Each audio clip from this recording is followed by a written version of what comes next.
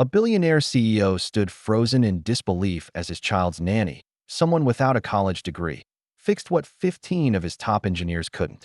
30 seconds. One quiet observation. And everything changed. No one expected that the woman who made coffee, folded laundry, and read bedtime stories would save an entire company. But what Ethan Cole did after that shocked everyone, including her. Ethan Cole's mornings began before sunrise. The hum of his espresso machine was the only sound in his penthouse office as he pored over blueprints and financial reports.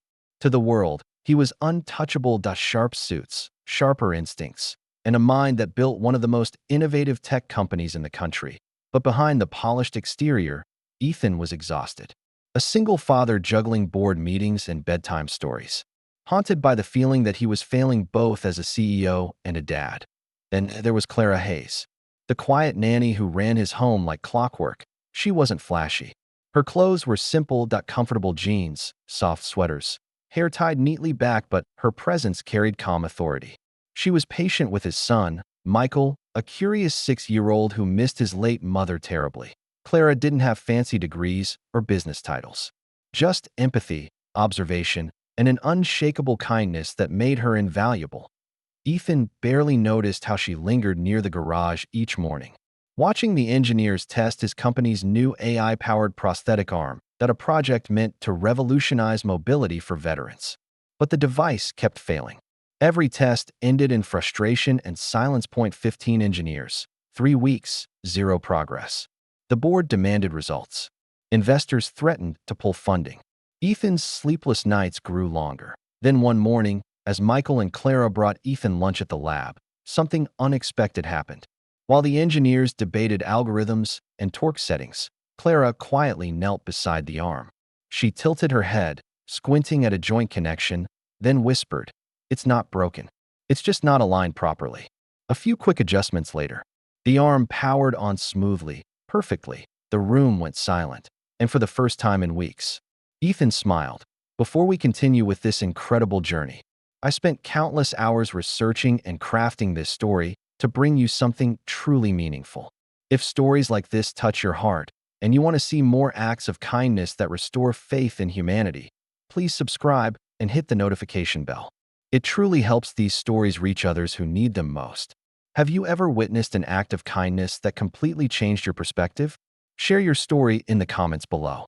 The silence in the lab was heavy, 15 engineers standing still, eyes darting between the glowing prosthetic arm and the woman who'd fixed it in half a minute. Clara looked down, cheeks flushing. "I'm sorry, I didn't mean to interrupt. I just noticed the sensor wasn't fully seated." The lead engineer cleared his throat, embarrassed. "We checked that." Ethan stepped forward, his voice calm but curious. Apparently, not closely enough. He turned toward Clara, the hint of a smile tugging at his lips. "How did you even spot that?" Clara hesitated. "I used to help my dad repair old appliances when I was little. He taught me to listen before touching anything mechanical. Sometimes things just tell you what's wrong if you're quiet enough." For the first time, Ethan really looked at her not as his son's caretaker, but as someone with a sharp, intuitive mind. The kind of insight money couldn't buy. "Clara," he said softly, "you just saved us weeks of work." Her eyes widened. "I just got lucky." Ethan shook his head. "That wasn't luck. That was observation. Something we seem to have forgotten." The engineers shuffled awkwardly, some smiling, others humbled. Ethan noticed how Clara immediately stepped back, almost as if she was afraid to take credit. But that humility only impressed him more. Later that evening, after the lab cleared out, Ethan found her washing dishes in the kitchen while Michael played with toy robots nearby. "You know," Ethan began, leaning on the counter, "you might have just saved my company today." She laughed nervously. "Oh, I'm sure it wasn't that dramatic." "It was," he said. "You saw what 15 trained engineers couldn't. That's not nothing." Clara smiled softly. "Maybe sometimes we just overcomplicate things that were meant to be simple."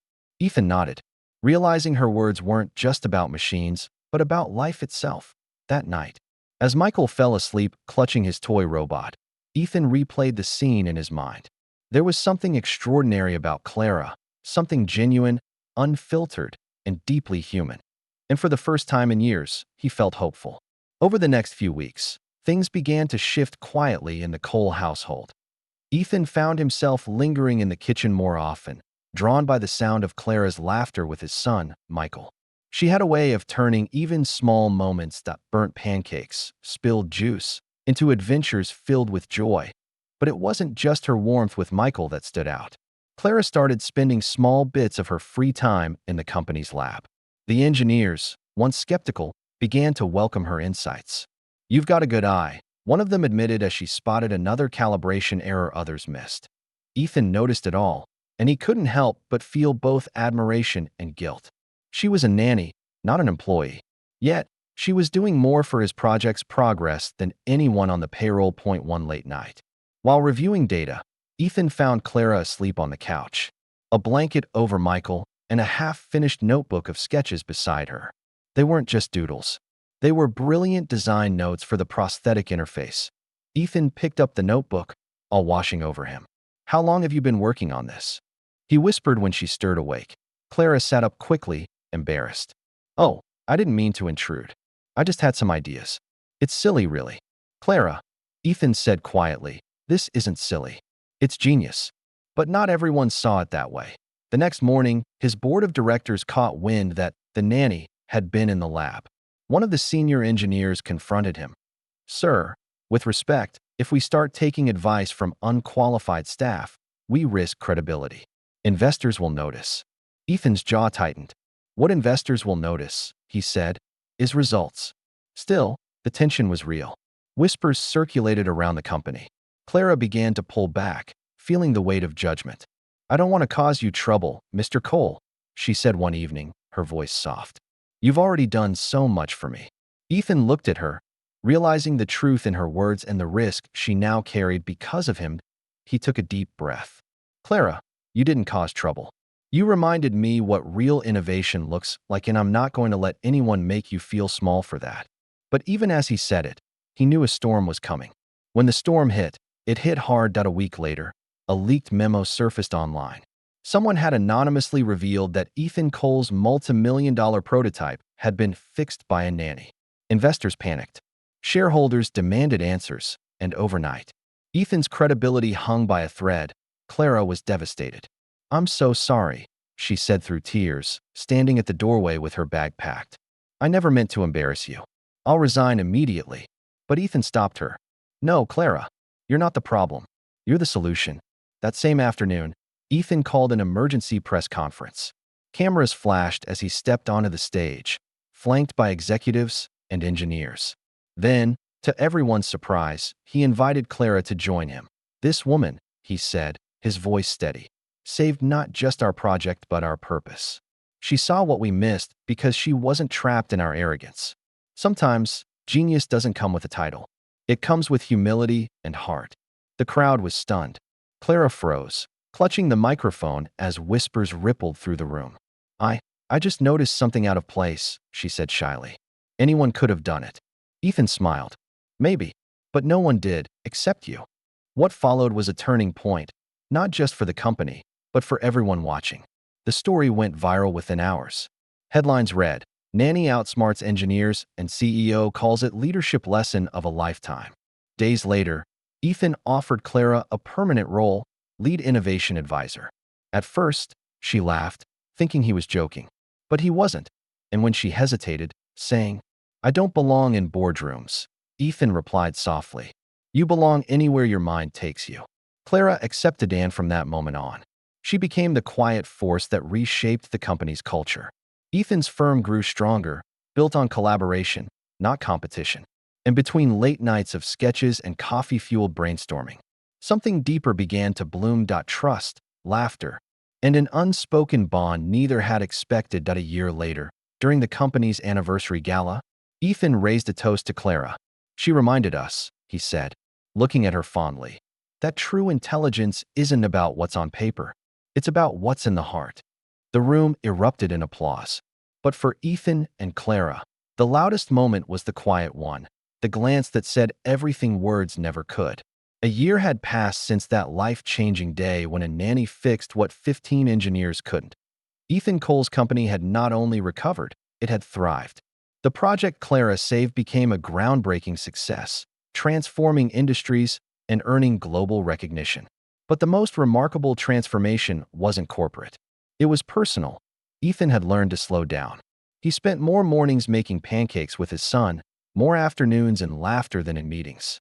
And every time he glanced across his office, he saw Clara, no longer the quiet nanny in the corner, but a confident woman leading brainstorming sessions, mentoring young engineers, and encouraging them to think beyond what's written on the whiteboard. One afternoon, Ethan found her sitting by the office window, watching the sunset after another long day. "You changed everything," he said softly. Clara smiled. "You gave me a chance to." He hesitated, then added, "Maybe you should have been the CEO all along." She laughed. "No, you just needed to remember why you started." That evening, Clara visited the daycare where she used to volunteer, a place she hadn't been since before her nanny days. She brought along a group of interns from Ethan's company, teaching them how to design simple, affordable toys for children with disabilities. As she watched the kids play, she whispered to herself, "Everyone deserves to be seen." And that's what Ethan had learned too. That kindness and brilliance often come from unexpected places. And when you lead with both, miracles happen. Today, Ethan and Clara co-lead a foundation that funds young inventors from underprivileged backgrounds.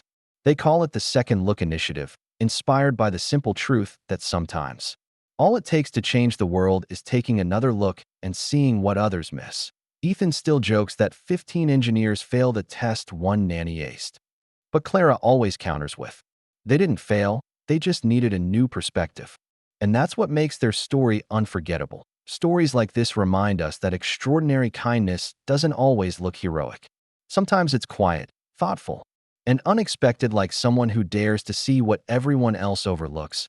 If this story touched your heart, please like this video, subscribe, and share it with someone who needs to be reminded that their kindness, patience, or small act of insight might just change someone's entire world. What act of kindness can you offer this week? Maybe it's listening when no one else does. Maybe it's believing in someone who's been overlooked. Tell me in the comments, because your story could be the next one that inspires millions. Thank you for watching, and remember, genius builds machines, but kindness builds miracles.